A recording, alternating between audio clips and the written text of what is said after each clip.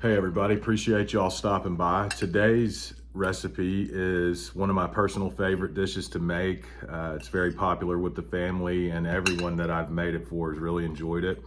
And that is crab fried rice. So please like and subscribe, and I hope you all enjoy the video. Thanks.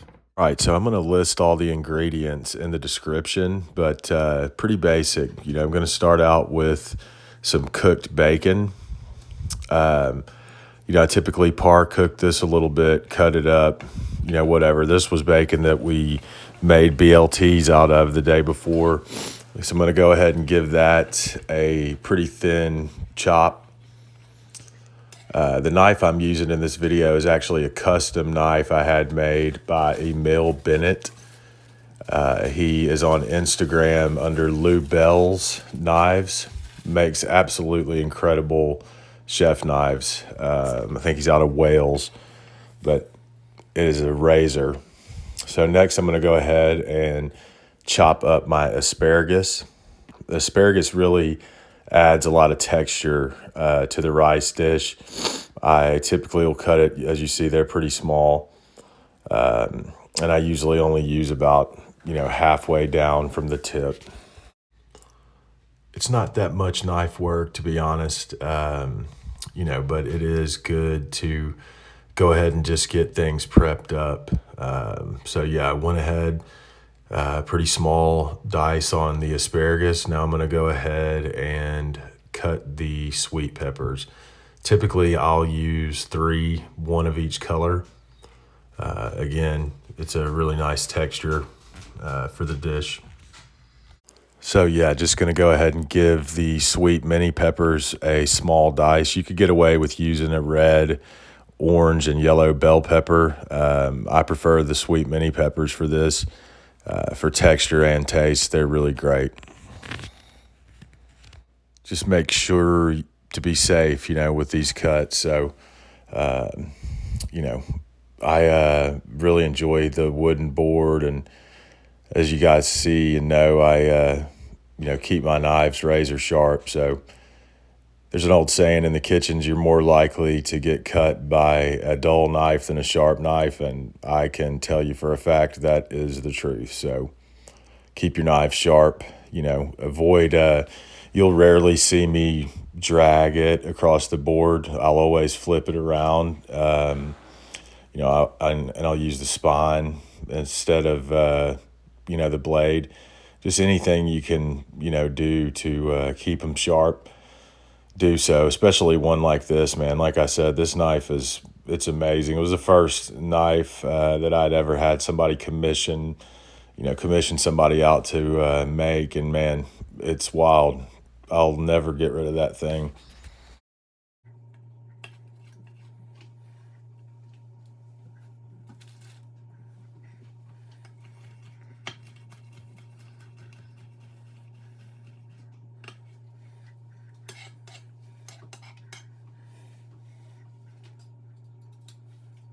Next, I am going to move on to the leeks. You'll see me use quite a bit of the leeks in a lot of dishes, and use quite a bit in this dish. They just have a sweet texture, especially when you saute them down, and it's perfect for this. So now we're going to go ahead and prep the leeks. All right, so we're going to go ahead and get the leeks finished up. So the plan will be to start the saute pan out with the bacon, crisp it up some, and use the rendered bacon fat sort of as, our oil or our fat to saute the vegetables down kind of from right to left. Going to go ahead and cut our lemons up. We're going to use some of the lemon juice in our cream sauce that we're going to make while we're doing the rice. So I'm going to go ahead now. We're getting the crab meat opened up. I recommend jumbo lump crab meat for this dish for sure. And definitely try to keep it refrigerated up until the time you're going to use it.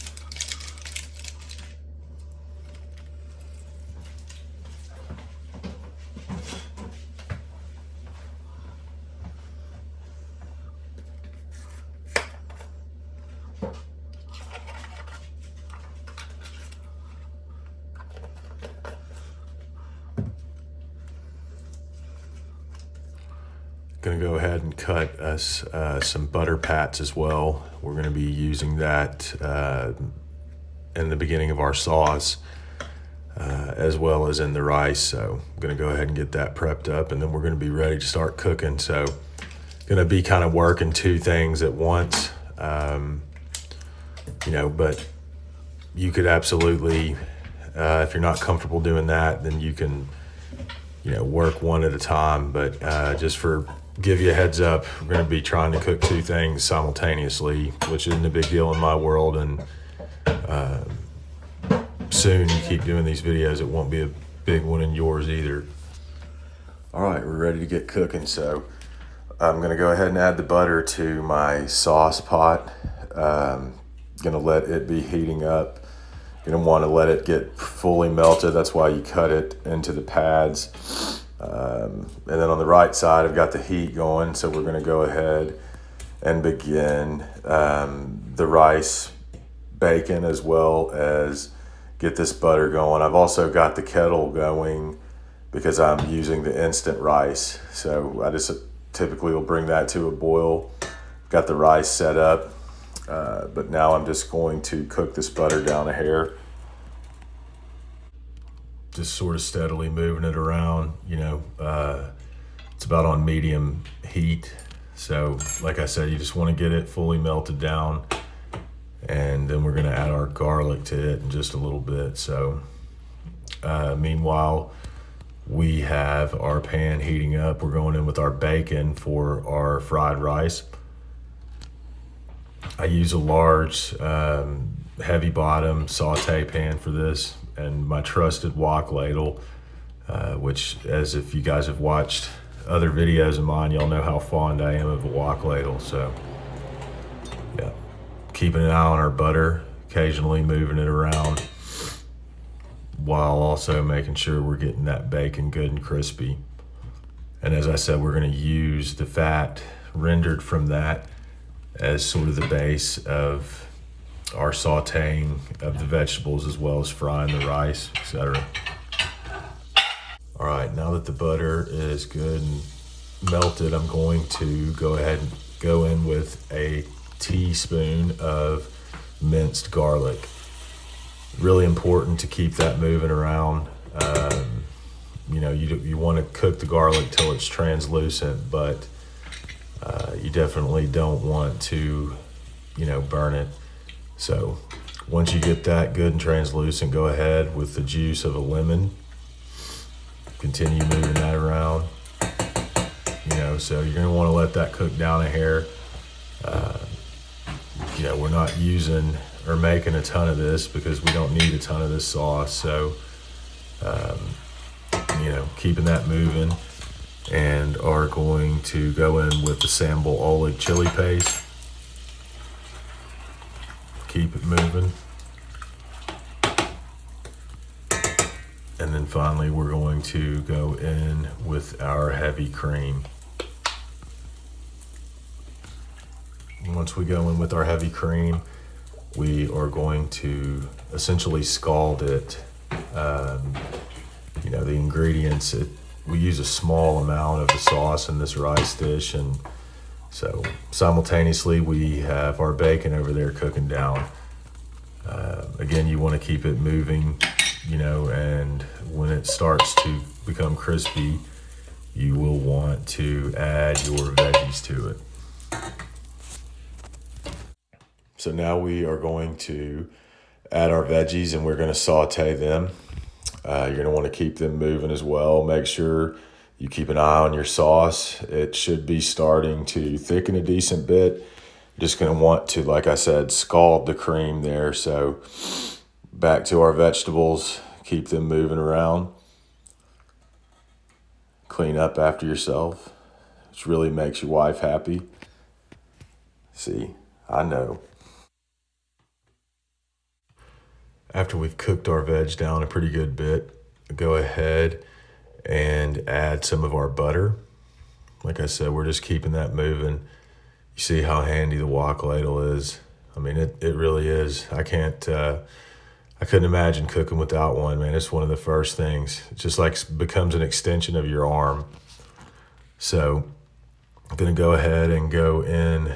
You see where I've sort of made a little center hole there? Yep, I just dropped some butter pads in that little hole, and that's right, you guessed it. Going in with the eggs. So I've got 3 eggs. I'm cracking it into the ladle first, the first 2, so I can turn around, throw the shells away, and then I've got the means to be able to go straight in now, you see. It's the little things, so I've got the eggs in the center there where I've had put the butter pats. Since I handled raw eggs, I am sanitizing the wok ladle before I go back in. And just kind of want to get that moving. The butter is going to really, coat it and allow you to cook it. So the tossing thing, it's one of those deals, I guess, you just get used to doing it, and, it is what it is. You don't have to necessarily toss, the food in the pan. You can move it around. But I think you'd be surprised if you just try it. It's really a gravity thing, so go for it. I want to hear about you moms really throwing down, tossing those pans. So shortly after the eggs are cooked, go ahead and go in with your crab meat. Turn the heat down a hair, and then you will be adding the Old Bay to your cream sauce, as well as to your crab meat, bacon, veggie mix here with the eggs. The crab meat, like I said, I put it in last. And that jumbo lump's just so delicious in there. So you want to season pretty heavily with the Old Bay. So you're going to go ahead and pound the clumps out, cook everything down together. Make sure it's pretty good and hot. Your cream sauce should be perfect at this point. So you're going to go ahead. That's a 6-ounce ladle. So I add 3 ounces of the cream sauce to our crab meat, veggie, bacon mixture there. And we're going to go ahead and cook that down a hair, moving it, not super crazy intense heat, but it's going to really thicken up nice. At this point, your kettle should be hot enough for your water that you're going to use with the instant rice. What I typically do is go ahead and put the amount of rice I want to use into a bowl or, container, what have you, and then I will cover it up, and then, occasionally uncover it, stir it, and it really, you'd be hard pressed to be able to tell the difference between this rice and any other rice, in my opinion. Now it is time to add the cooked rice to our mixture there and fry the rice. So I use the ladle to bust out any sort of clumps. You don't want to let it get about medium heat. Don't be afraid to let it sit some. At this point, I go ahead and add the remaining Old Bay seasoning.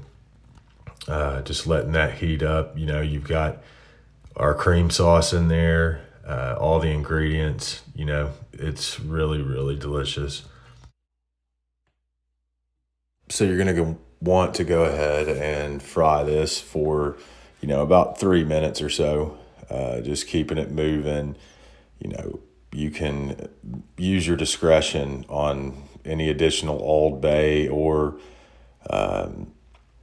chili paste, etc. Sometimes I'll add a little chili paste at this point, but you're going to want to go ahead and fry that for a few minutes, and then it's going to be ready for plating.